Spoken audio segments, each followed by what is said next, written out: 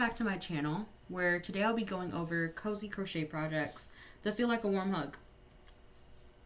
Today I hope to explore how crochet can bring comfort, calm, and coziness by sharing a list of projects that reflect those sentiments. I'm going to start with a little bit of an introduction to really set the tone for things, go over what I call the three realms, but it's really the three categories of projects that we're going to be going over, and then get into the actual list before concluding. We're getting to that time of year where the weather outside's cold, and somehow the hustle of life, mixed with the promise of the new year, might be making you feel a little more on edge or tired rather than excited. Enter crochet. If you've ever sat and worked on a project, then you understand the flow state that happens, where your mind, while it's focused, is still being lulled into an energy that I really can only describe as cozy. That's exactly what I hope to tap into with this list of projects. So whether you're ramping up or winding down, try to make time to create at least one of these projects and experience the magic of crochet. Let it rejuvenate you. Into the three realms. I'm going to introduce them first now because I don't want there to be confusion. I'm going to definitely go more into depth so that we can be on the same page for things. But preliminarily, I'm just going to share them. So we have comfort for your space, comfort of the making, and comfort you share. Now, I feel like these are three key areas, sort of, in our lives, and areas where, like I talked about a little bit before, you know, might be one, like where you're at the point where you're putting into one part of your life, and these are maybe ones that could be lacking as a result of it, or that you can really enhance in order to sort of bring back, you know, your fire. These are really hope to answer the question of like what needs nourishing. So feel free to create anything from the list, really. However, I do feel that you'll get the most from this video if you choose based on what area of your life you think could use a little extra love. First, we have comfort for your space. So this is going to be crochet as a homebody haven. The theme here is really about creating a cocoon out of your space. Spaces and small touches that really wrap you up in warmth. Projects here are going to be ones that really make your space feel like an embrace. The way that I like to think about it is the sentiment of like making a house a home. You can have a house, right? It is a shelter, keeps you warm, ideally, and just really is like it's like your HQ. However, taking it up a little bit more, taking it up a notch is creating a space that not only feels safe, but really embodies the energy that you want around you to recharge you before/after you go out into the world and kind of give yourself to the world. So these are going to be things that are little reminders that comfort starts where you are. First up on the list, we have a chunky lap throw, very versatile. The great thing about these is you use chunky yarn, one, so it works up quicker. And then another thing that helps it work up quicker is the fact that it's smaller than your typical blanket. I really like these for keeping in spaces where maybe I might want to sit down and read or relax, but I don't necessarily want a huge, big, bulky blanket. And you can really play around with the color and configuration, but really something that you can really like quickly just go and like plop down, and just go about your time just relaxing. Next up, we have a mug cozy / coaster set. Coasters are really great because you use them on a daily basis. Like I have crochet coasters all over my house, and they're very convenient. They also have very simple configurations. Most of them are either a circle or a square or some iteration of that. So if you know how to crochet in the round, if you know how to do increases and basic stitches, you probably can make most coasters. You can also have them coordinate with like your furniture or other decorations that you have around, sort of like this one. Or you can like go for a specific theme or make things kind of be a little bit colorful and fun. Like I like that this is a circle, right? But you still see that it's trying to emulate the shape of a flower, and having like these nice contrasting colors really adds to that. It gives it a spring touch, sort of. As far as the mug cozy, you're probably someone at this point where it's, you know, getting pretty cold, where you're reaching for your teas, your hot cocos, your coffees more frequently and consistently. And of course, those are hot. So a mug cozy is just a nice functional item to make sure that you're not burning yourself. But again, it's that nice touch that really takes your routine and your space from just being something that's there to something that really kind of invigorates you. Next, we have a pillow cover with texture. Even though it's not meant to go together, it could technically go together with the chunky lap throw, because you can have it coordinate color-wise or design-wise. But this is great because, one, it's a pillow, and therefore it adds nice cushion. However, you can also, especially if you add texture, it can double sort of almost like as a fidget sensory object. And there's different ways that you can do it. You can incorporate texture through stitches like the bobble stitch, such as this one. You can incorporate cables. It's a nice tried and true texture / visual cue. This one is really nice. It's granny squares. Finally, we have seasonal tapestries. Our walls, I feel like it's something that is like, it's almost the last sort of thing that you think about when you're thinking about furnishing and decorating and whatnot. But this is something that really has a subtle way of drawing and tying your space together. Seasonal tapestries are really great because I know for me, I feel like whenever I start, like the season comes in, that's the first thing that I do, because it really doesn't feel like the season's changed or I'm into the season until I've actually like put my tapestry or my poster or my wall things up. This is great because you can either customize your own depending on like your patience level, or you can buy some or find some for free on places like Pinterest and Ravelry. Here is going to be our snapshot. This is pretty much where I'm just going to summarize the projects that I went through and sort of give you like a little bit of a roadmap. If you're wondering, like, I'm not sure what I want to do or what I'm going for. So this is kind of my way of guiding you.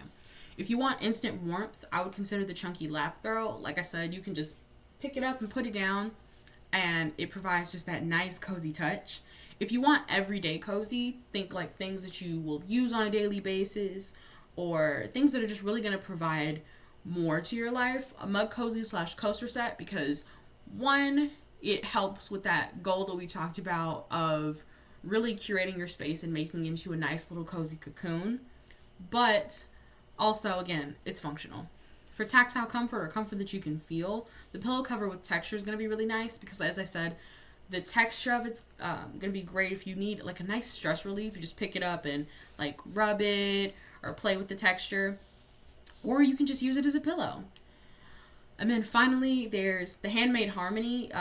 You want to go for the seasonal tapestry. Again, it just really helps to, one, it's a wall poster that you don't have to go out and buy. I mean, you have to buy the yarn for it, but I feel like you're going to appreciate it a little bit more than you would just a poster that you go out and buy.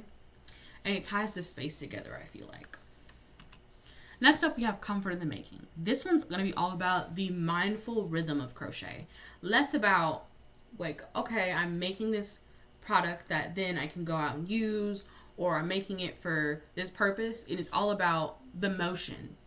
It's going to provide, this is the meditative, grounding, and restorative process. Projects will give you peace while you're working on them, almost like an ASMR calm. And I really like this category because these are projects that if you're someone who doesn't necessarily have a lot of time to crochet in one sitting, you can pick it up and put it down fairly easily. First up, we have a granny square blanket. Granny squares in general, I talked about before, and I probably will continue talking about. They're really great. You can make virtually anything out of the squares because it's kind of like you're making the small pieces of fabric, and there's something about making those and then seaming them together that feels, I feel like, less laborious than just full out making the big blanket in one sitting, or not even in one sitting, just in general. They're also great because you can do simple, subtle things to like really add personalized touch. So for this one, I really like that they alternated colors and that they have the bigger and smaller squares, and they didn't just go with one singular design. They all use, for the most part, like a classic sort of design, but they play with color to make it look very versatile. But it's okay if it's more monochrome. Like this one, they use all the same squares, but where you kind of see the personality, one, it gives a nice cohesive look, but also they used a certain edging stitch and put the white around as like a border as well to really tie it together. And then this is probably my favorite one because it kind of makes it look like stained glass in a way, like it's a window. Like if you put it up, it would give that sort of look and appearance. But it's really nice. Where the meditative sort of in your mind experience comes from is just the simple fact that with a granny square blanket, assuming you're doing one where like it just kind of like pretty uniform squares, the first couple you might, you know, be like, oh, I'm gonna consult the pattern. But then after that, you find that it almost becomes like, what's the word? You just get used to the motion and you start like the patterns getting seared into your brain. So then you find yourself focusing less on like, oh, I gotta do the chain 2 here, and more on just kind of thinking and, you know, being still and in the moment. Next up, we have a scarf. So if before it was simplistic because it's really just a big rectangle, this is pretty similar. A scarf is also just in general really good beginner projects because it's just a rectangle, really long rectangle. And with that, there's a lot of customization to add versatility that you can do. So you can have something that's a bit more on the simplistic side, but helps you with things like color changing. Like here, with the vertical chunky stripes, you can use, like we talked about, granny squares and make this into a scarf and just add details like fringe and border. There's the the horizontal stripes here and the color with the fringe that I think looks really nice. You can do more of like a festive and like more upgraded pattern. This gives them like kind of like chevron. Or this person used the essence of tapestry and made it into a scarf, which I feel like is very creative. And again, it's the difference between something that just feels a little bit routine or like okay to something that really speaks to / embodies your personality. For an extra added bonus, because I've talked about before the importance of like switching it up. You know, you can use basic stitches and that's fine, especially when you're learning fundamentals and technique. But, you know, obviously eventually you're going to want to switch it up. And so this would be a good project if you wanted to try out new stitches. So like you're like, oh, I want to try the moss stitch and lemon peel stitch and different things like that. You could do it similar to sort of like this one where let's say this pink block is one stitch and then the red block is another stitch, and just to get you acquainted with trying out different stitches in what I would kind of consider a very low stress element or a low stress project. Next up, mandala. They can get pretty intricate, but I really like them for their expression of color and pop of color. This is kind of similar to scrap yarn projects where you'll have, and I actually one of them will be included, so that's to come, but just the colors and how sometimes you will look at colors at face value and think like, I don't know if they're going to work well together, and then you put them in something like this and somehow it always does. As I said, you can have really convoluted ones like this, or you can have ones that are just more on the simplistic side, but in general there is a hypnotic nature to working with them because it's pretty much just a circle that you're working. And so as you're continuing to work the rounds, you get into a rhythm of it where it's really calming and comforting. Additionally, for these, you can really use them in a plethora of different ways. You could make a wall mandala, you could use it as a rug, sort of like this one where you could use it as a coaster, or maybe you decide to make face grubbies. Just different ways that you can fine-tune what you're using them for, but still, you know, achieving that purpose of really just comforting you and putting you in that space of relaxation. Finally, as I said, we have a scrap yarn basket / organizer. This is that time of the year where if you haven't already, you probably have a bunch of spare yarn lying around from just projects that you've completed and just you had extra yarn left over.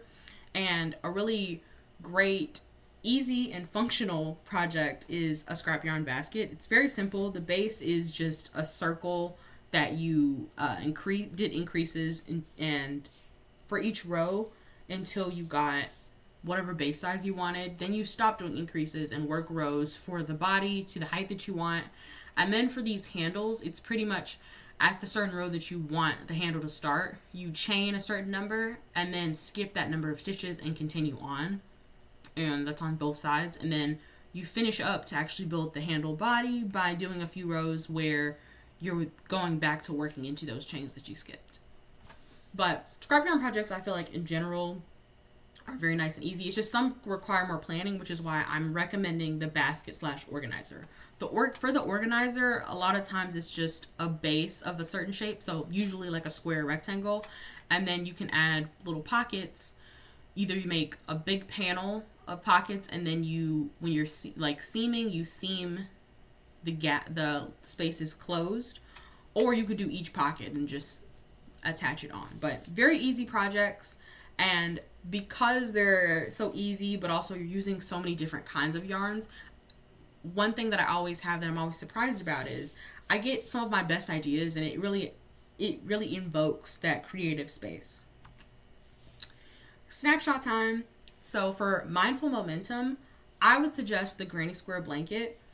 As I said, you're making a bunch of different squares and then seaming them together, and so within that space, because there's a lot of repetition that's going to go on, it really is a very conducive environment for if you just want to kind of like think, get lost in your head. For stitch exploration, trying the scarf out, specifically what we talked about with trying out the different stitches, because it'll add a really nice texture to it that's varied, and you get that added bonus and benefit of actually trying out the stitches and really getting your reps in for that. For meditative motion, the mandala, there's just something about working in the round, and because you're doing it so much for whatever size that you want, that it really it almost hypnotizes you. And then finally, for creative flow, the basket/organizer is a way to go. There is something with working with all that yarn and having unconventional pairings come together to kind of look really good that it does inspire. Finally, for our last room, it's comfort you share. This is going to really be about warmth that travels. The theme here is extending warmth outward, giving physical and emotional comfort through the things that we make. It's because when we crochet for others, which technically, even if you wear something that you crochet yourself or you make yourself something, that counts. The warmth really just does travel through us. There's something in the stitches that just feels so comforting and loving. First up, we have socks/slippers. I really like these. There's different ways that you can make them. There's some where you start at the toe, other ones you can do it in one piece, but these are nice because one, they're functional, but also it's something to literally slide onto your feet. And it's a small enough project that whether you want to make it for yourself or even if you want to gift it for someone else, it's not going to take too long. And I know that socks in general is usually not something that people like gift-wise, but there's something about it being handmade that changes that sentiment a bit. Because it's like, oh, you actually took the time to make me something. Next up, we have a shawl/wrap. This is kind of like the older sister of a scarf, but the younger sibling of a cardigan. But it's really nice, especially on those days where maybe the weather's playing games a little bit. It's cold, but then other times it's warm, or maybe you have an outfit that you don't really want to throw a jacket over, but you want something that's going to keep you warm. Similar to other things we've went over, there's different ways that you can do it. There is more of a triangle shape, like this one that connects through the front. You could also just do in its simplest form, similar to the chunky lap throw. Just a rectangle. This one's really nice because it is a rectangle, but you see that they added these really dainty, lacy sort of texture that I think makes it look really interesting, but in a subtle way. This one, very bold. I think they're granny squares that it's used to make, but the fringe is really nice. And then this is similar to this one, it's just that it has tassels. Donation project. This is a really good one because there's always people in need, especially around this time when the weather's cold. Not everyone has shelters and homes and access to like jackets and things that don't have holes and things like that. So making hats, mittens, blankets, stuff that people can actually really use. Not only is it good because, you know, you can make it, but there's always going to be someone in need out there, and it just feels good giving back and knowing that you have the ability to and you're helping others. Finally, we have the cardigan. This one is probably my favorite project just because cardigans in general, they're really nice. It's particularly when you make them, because there's something about when you put it on that gives you a little quiet confidence. It's also a great conversation starter. Like if someone's like, oh, I like your cardigan, you can get into the conversation of how you made it. But in general, it's really nice because it's a hug that you're wearing around you. So in those times where maybe you get a little overwhelmed or a little sad, or just in general you need a little bit of comforting, you can just go and like touch your cardigan and remember, and it really builds back your confidence. So for a personal touch, the slipper/socks. Again, you can make any of these projects, you can make for yourself or you can make for other people, but there's something about the personal touch of socks that you yourself made that's really nice. Something that's made to hold the shawl/wrap. If you want to really pay it forward, give back, donation project. And for something that gives you like an everyday embrace, you're going to want to go for the cardigan. Whether you're crocheting to rest, reflect, or just to feel something soft in your hands, these projects remind us that crochet isn't only about creating, sometimes it's about comforting. Thank you for watching.